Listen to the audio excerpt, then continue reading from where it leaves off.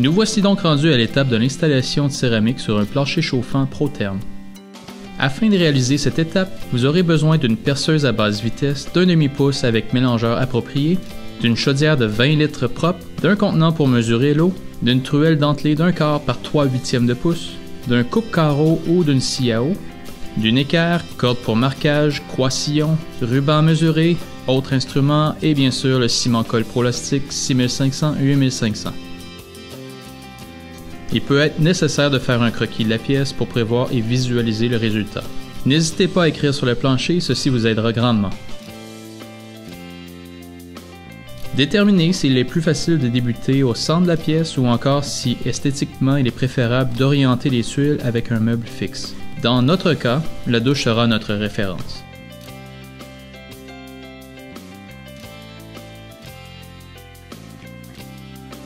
Tracez une ligne droite afin d'établir vos références pour faciliter la pose.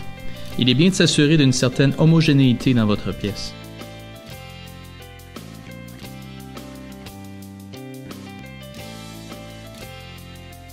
Tracez ensuite une autre ligne perpendiculaire. Un moyen simple de vérifier vos lignes de référence est en utilisant une équerre ou encore en utilisant un triangle de 3 par 4 par 5 de diagonale.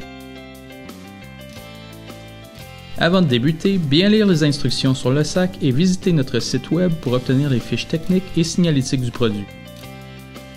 Mesurez la quantité de latex 6500 nécessaire, ajoutez graduellement la poudre 8500 et mélangez à un rythme d'environ 150 à 200 tours par minute jusqu'à consistance homogène.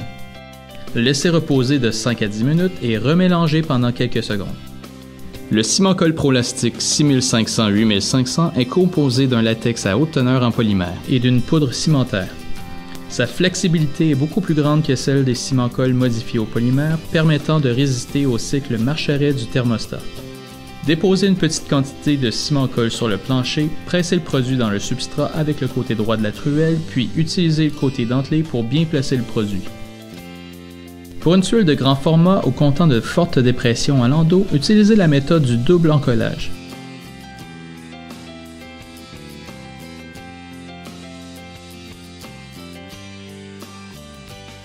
Une fois la tuile déposée, battre les tuiles en place. De cette façon, vous vous assurez d'un contact optimal. Pour ceux qui débutent, nous vous suggérons d'installer toutes les tuiles entières la première journée puis d'attendre 24 heures, soit le temps de prise de ciment-colle Prolastic 8500-6500 avant de commencer les coupes de céramique. Il est important de mentionner qu'une fois les tuiles en place, il est interdit de marcher sur celles-ci avant 24 heures afin de ne pas briser les liens cimentaires.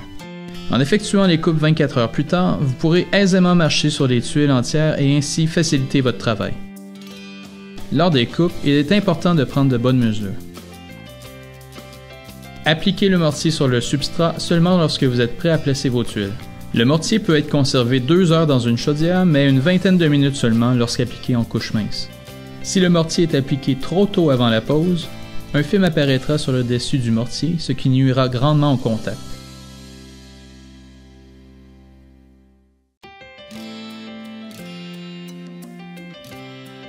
Bien que l'installation d'un coulis à l'époxy puisse sembler laborieuse, les nouvelles technologies élaborées par Profix nous permettent de le faire sans problème.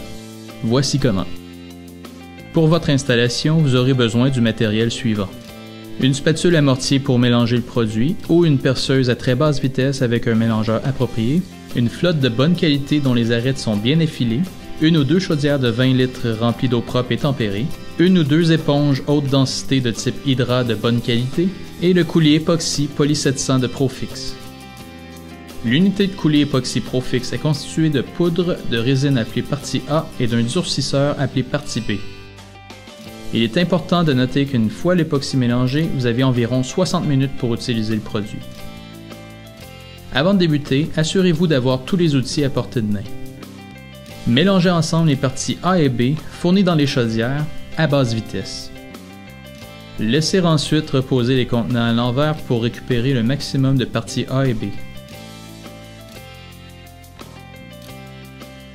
Incorporez la poudre graduellement en mélangeant à basse vitesse et répétez le tout un tiers du sac à la fois. Une fois toute la poudre incorporée, récupérez le reste de la résine et du durcisseur et remélangez. Pour les plus petites unités, le mélange peut se faire manuellement. Le travail peut commencer immédiatement. Utilisez la flotte en travaillant en angle de 45 degrés par rapport au joint. Bien presser le coulis pour éviter les poches d'air sous celui-ci. Enlevez le maximum de coulis en tenant la flotte à 90 degrés et en passant à 45 degrés sur les joints. Moins il reste de coulis, plus le nettoyage sera facile et plus le pouvoir couvrant sera amélioré. Étendre le coulis par tranche de 10 minutes, puis faites un premier lavage. Il n'est pas nécessaire d'utiliser une grande quantité d'eau. Brisez le film, puis rincez l'éponge pour ramasser le reste du coulis sur la tuile. Pour les plus grands ouvrages, changez l'eau régulièrement. Dans l'éventualité que des résidus collants subsistent, ils peuvent facilement être nettoyés avec de l'eau et une éponge propre à la fin du jointoiement. Après 12 heures, utilisez une eau tiède additionnée de savon doux. Si des résidus importants demeurent, utilisez le PX524 de Profix. Protégez votre plancher pendant 24 heures avant de permettre une circulation légère. Vous avez maintenant un coulis résistant aux taches, extrêmement solide et d'une couleur tout à fait superbe.